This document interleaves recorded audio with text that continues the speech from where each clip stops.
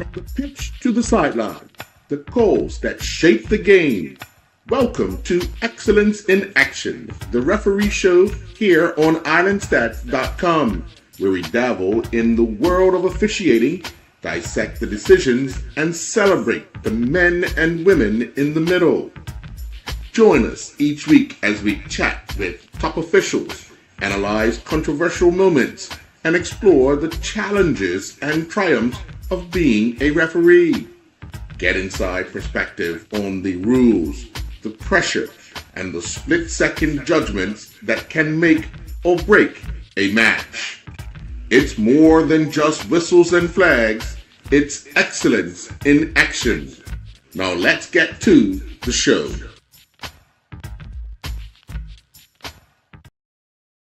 Well, good afternoon and welcome to this edition of Excellence in Action, the referee show here on islandstats.com. I'm your host, Earl Based, and joining me is the head of referees for the Bermuda Football Association, Mr. Cranston Williams. Good afternoon, sir. How are you? Good afternoon, Mr. Bates, and I'm doing wonderful, sir. What about yourself? I'm hanging in. I'm doing as best as I could at this present time.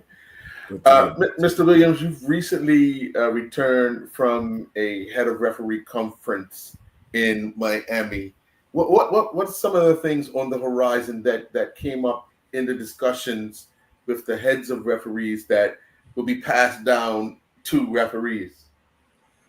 Two things that CONCACAF initiative they've come up with is they're going to be having seminars, referee seminars. One, I believe it's in Antigua, another one's in Trinidad, because they're looking for new talent. So they've asked MAs to nominate referees, 2 referees, and an instructor who are not FIFA listed or part of your academy. In terms of the referees, they have to be aged between 20 to 30. And it's based on how well they do. There's potential that they could be appointed to CONCACAF or CFU matches in the future because they are looking for more referees. They realize they have an abundance of ARs, but referees is where the focus is. They're also looking to have referees from the Caribbean going to places like USA because they have the Dallas Cup, which is, I know they have the, what is it called? Mentorship and Talent Program. Yeah. And also trying to get it now, I think other things like MLS Next, where people can get more exposure because they're realizing that the Caribbean referees need more exposure at a higher level in order for them to compete when it comes to getting appointed to a World Cup and the like. So actually, it's making officiating somewhere like in Bermuda more attractive to somebody who wants to extend the career outside of the island. Is that like the general consensus of what they're trying to do around the Caribbean? No, what they're trying to do is attract more persons because what they've asked was people that are not on the FIFA list or in the referee academy or CFU Next Gen. So they're looking for talent. They want to unearth new talent. That's what they're trying to do right now. Because you have some people for different reasons might not be able to attend, say, the CFU Next Gen due to work commitments and they like. Right. So they're trying to spread the net a little wider to say, hey, Cranston's here, but because of his job, he wasn't able to attend the Next Gen, but he is someone I'm looking at potentially put on the list. But they do have strict criteria. I know one of them is that you have to be between the age, it says 20 to 30. But of course, with everything, there can be exceptions. And also the passports, everything, they say you have to be able to pass a fitness test. Well, yeah. We know, because every time we've talked to an official, we know the challenges that you currently face, you and the BRA currently face, and it's bodies. You're short of bodies. I believe I had the president on. Yeah, I had the president and someone else from the two executive members from the BRA on a few weeks ago. What from a BFA standpoint, what would you say? I mean, everybody knows what you've been doing, but to get a general consensus of why you're driven to do what you do as far as head of refereeing, well, how does that work? For me, I think it's about football, and it's also just about the community. We know that when sports plays a big part in our everyday lives, whether we want to, believe it or not, you look at it, the Birmingham Love promotion for us making it to the final round. The first game against Jamaica completely sold out. The game against Trinidad, we had over 2,000 people. So you can tell that people galvanize around sports. In terms of refereeing, for me, it's an opportunity that I believe was never really tapped into prior to, I guess, me doing what I'm doing now. And a lot of people just didn't know the benefits of what and where it can take you. And having gotten into it and really, really immersed into it now, it's almost like it's become a passion for me I want to see the team Bermuda officials at a World Cup. I was informed that the gentleman Keith Dunstan was the first and only person to go to a World Cup. So my goal is to have another person or team at the World Cup representing Bermuda. Maurice and I, the technical development director of the BFA, have this ongoing bet that I'm gonna get a team of referees to World Cup before football. Get a team itself. So and it's one of the situations where when I first took on this role, did I think we'd have a team of referees at the time? If I'm being perfectly honest, no. But as things have progressed, and now we do have a team. We have a referee, Amari Majors, for the first time in 20 years, and we have 2 ARs with him. There are other people that are potentially could be knocking on the door to go as either as an assistant referee or referee, but all that comes down to them and putting in the hard work. But I also, for the youngsters, it's an opportunity, as the president said, where they're making money, but they're also doing something they love. So we all see the headlines all the time of what our young people are doing in terms of antisocial behavior. But for me, refereeing is something, keeps them out of trouble. They get to make their own money, and it lets them say, I have a voice and a choice in what happens in my life down the road. And a lot of them have even transitioned to school in the UK. And most of the parents have asked, okay, can you assist with getting them to referee out there in England? So, you never know where it can take them. I always push and say, hey, you never know where this can take you. Now, obviously, you've built a big relationship with officials from throughout the Caribbean who come here and assist us in ensuring that our league continue to run. How is those relationships going so far? And obviously, I'm pretty sure your phone's been tapped for I want to come, Mr. Williams. Message. That's on speed dial. Yeah, when we started, what was it, 3 years ago, I think, or 4 years ago, the first set that came here was the Shane Nation, OJ Dehaney, Quincy Williams, and Damian Williams. Quincy is from Trinidad. The time Quincy had his CONCACAF badge. Ironically, those were the first 4. OJ and Nation actually refereed at a World Cup. I think they went under 20s, if I'm correct. Right. They, along with Jessette Kerr, who's also been here. Yes. Quincy, who was here recently, Williams, and Ainsley Rashad was also here recently, are currently at the under 17 World Cup in Qatar. Yes. Crystal Serbers, who visited the island, been here quite a few times. Crystal Serbers went to the women's under 20 World Cup. Stephanie Easting has been there numerous times. She's been to the under 20 World Cup. Odette, who's been here, also been to the under 20 World Cup. I'm trying to think who else. I think that's all the people I can think of. Caleb Wales went to the last senior men's World Cup. He's been here. Magentia, who was the 5th official on the Magentia Ranch from Suriname, she was the 5th official on the Senior Women's World Cup. She has been here.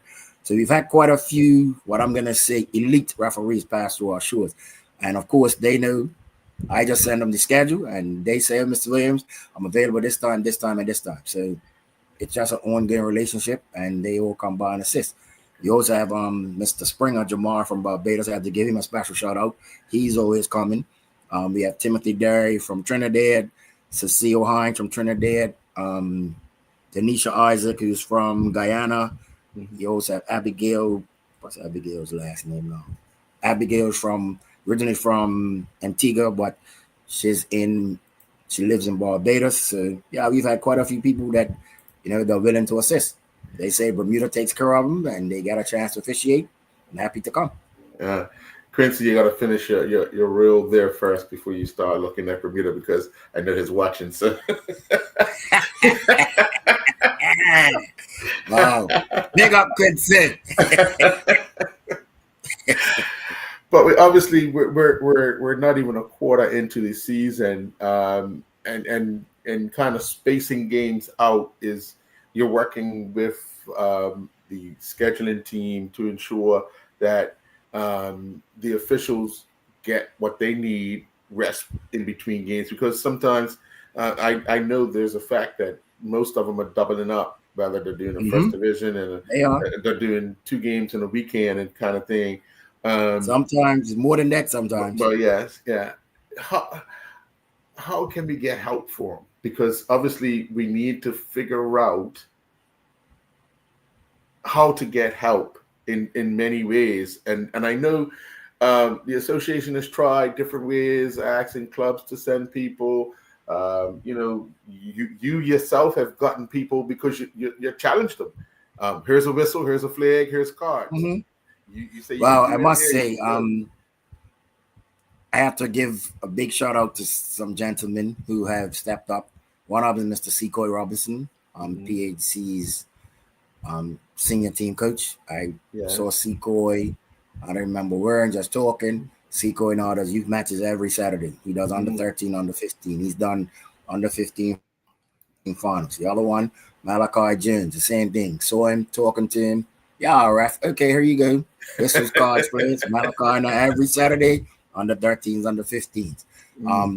Most recently, technical development director, we had a conversation at a executive meeting, and now Maurice Lowe officiating on a Saturday. Another person who I saw at a game, and he said, hey, Williams, look, I'm interested in doing this refereeing thing. I see you guys are his phone number. I sent in the registration form. Next thing, he's in there, Daniel Johnson. So I have to, that's how we're doing it. And they've actually said that they might be interested in stepping up to doing first division and possibly other games. So help is coming. It's not as fast as we would like it, but help is coming from what I see. The only thing right now for me is, and I keep reminding people, the referees on a Sunday, especially now we're trying to do double headers, most of the times the ARs are doing back-to-back games. That's 180 minutes. So therefore, they're doing 180 minutes. We don't ask teams to do 180 minutes. So, yes, our referees are fit, but of course, fatigue does set in somewhere, some way, somehow. And people just need to be mindful and appreciate the fact that, hey, so many times you have people that are 16, 17, 18 who are doing these games. And it's quite easy to say, oh, they're young, they're fit. But you have to remember, it's not like they're having a whole hour or 2 hours to get some food, relax, put their feet up. It's like, okay, game finishes, starts 12:30, it's finished by 2:30, quick turnaround, 3 o'clock, they're back out there again. Have to reset, refocus, and, go again. So I just need people to be mindful of the comments and things that they say, because sometimes that also is a turnoff, which we know that's part of the reason why I can get people to the youth games, but when I ask them about senior matches, no, Williams, I'm not doing that. So we're just trying to slowly, I'm hoping with these guys that are stepping up now, others will follow suit and say, you know what, let me get involved as well. Yeah. Now, obviously, you've talked about having a FIFA team, and obviously you need one more to fill out this team. The problem that you're faced is you have this age disparity between what we have as youngsters and what we have as the age required to become on the list. Precisely. So we have 2 youngsters that are there, Saw Smith and Isaiah O'Brien, but they're both 18. They have Dash Bailey and Dunstan Desar, who are, I believe, 14. You also have Mr. Reese Pedro, who's 14. But you cannot be a FIFA referee until you have to be 25 in order for me to nominate you. So you see my disparity. Right. Now, I'm praying that somebody comes along somewhere that we don't know about that wants to referee and just, says, hey, I'm here. Well, and we also need some more females. Passports, right? You're not forging passports, right? Well, we need some more females as well, because currently we only have Natasha Trott on the list. You Yeah. know, so it'd be nice. And I do know CONCACAF and FIFA are looking for female referees. That's not ARs. They want female referees. So if you're out there and you're interested, please contact the BFA so that we can get you in. Yeah. We have quite a few women that do play football. Um, and probably you have some young people who are doing the same thing as the young men are doing, not of age of yet, but on the female side, because I've seen your Sunday morning sessions that you have with the youth, and I do see females involved in that. How encouraging is that you get those young ladies involved? Well, lately we haven't had many females. I think quite a few of them have gone off to school. Hmm. So that's been another thing as well. Um, and the girls' league started, to my understanding, but right now we don't have an abundance of females at all. We really don't. Mm.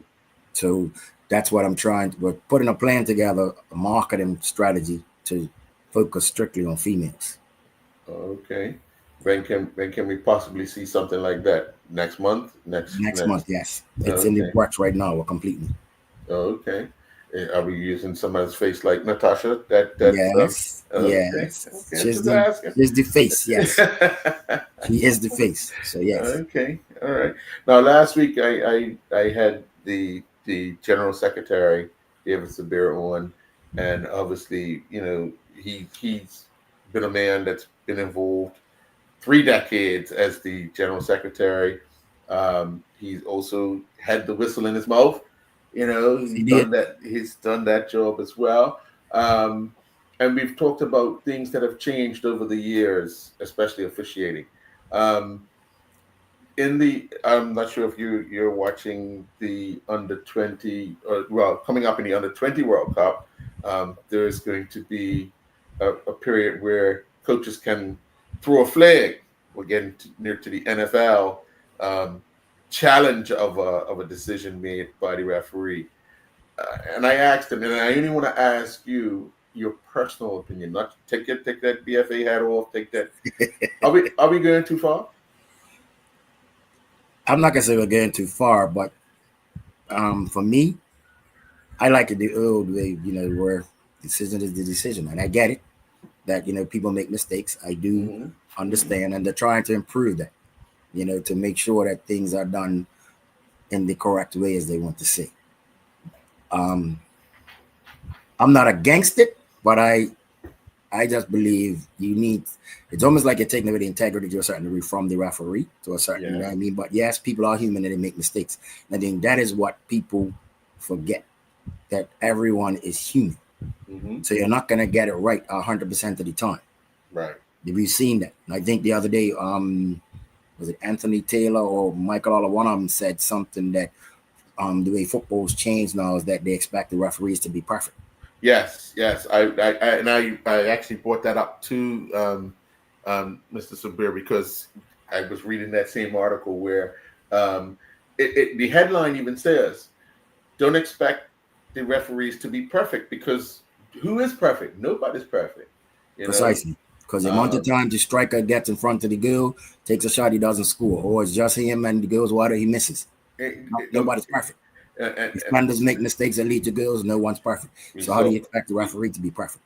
And unfortunately, it's become, for me, the culture of where everything that goes wrong, the referee Hmm. gets blamed, Yeah, it was no like matter what. yesterday I saw in a football game where the goalkeeper miskicked the ball and the striker tapped the ball in the net. Now, do you pull that back and say, goalkeeper, you have another opportunity to kick the ball out? No, because he made a mistake, right? Mm-hmm.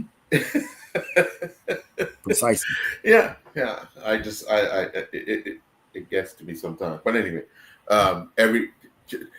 it's how do you think because nobody's really followed up on it, and I'm gonna follow up on it now. The VAR in Bermuda. Um, Mr. Basin, Mr. Basin, Mr. Basin. VAR in yes. Bermuda, it's going to be, yes, I, for transparency, did explore it. It is quite pricey, firstly. Secondly, is that the VR cameras have to basically would have be set up at a particular venue.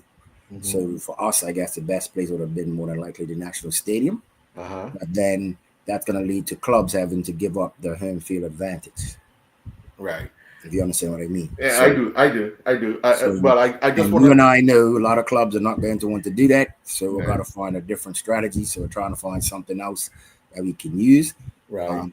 Ideally, I believe it would help, but then it also means you have to get people trained in VAR on how to use it and the like, which is something we're also exploring for our FIFA match officials. Because I did say to them, if somebody can't necessarily go as a FIFA referee and on the field, you could potentially go as VAR. Yes. Because that's also another pathway. Right. So yes, I did explore that VAR situation.